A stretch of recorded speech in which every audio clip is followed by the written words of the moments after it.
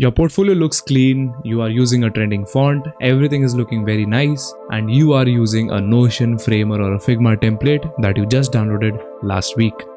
And if you think this template is gonna get you hired, you are so wrong.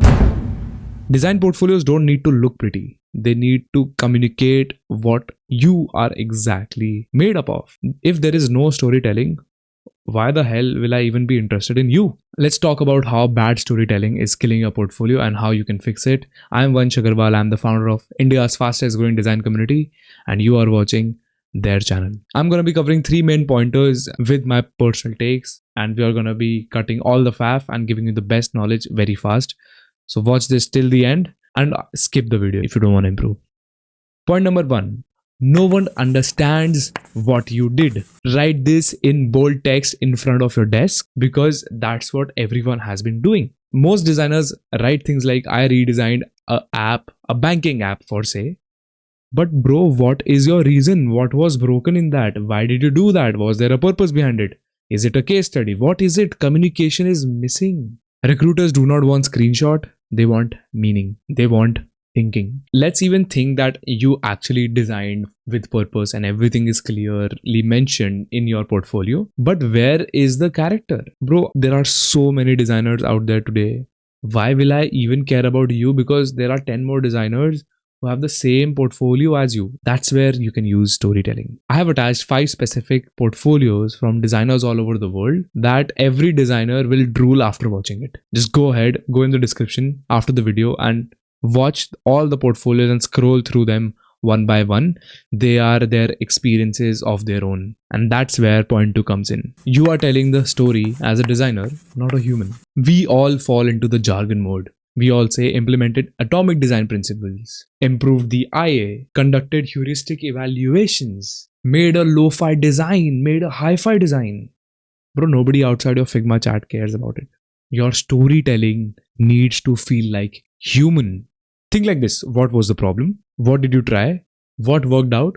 And why? And you can use this format: problem, exploration, decisions, and outcome. Keep it simple. Point number 3, no one can see your role in the project. And that's where everyone goes wrong. Everyone likes to add this, that, left, right. Everything is there on the portfolio. But what was your role about it? What did you exactly do in it? And at the end में छोटा सा कहीं कोने में लिखा होगा. This is another huge mistake that you all do, where in team projects, it's very unclear what you actually did.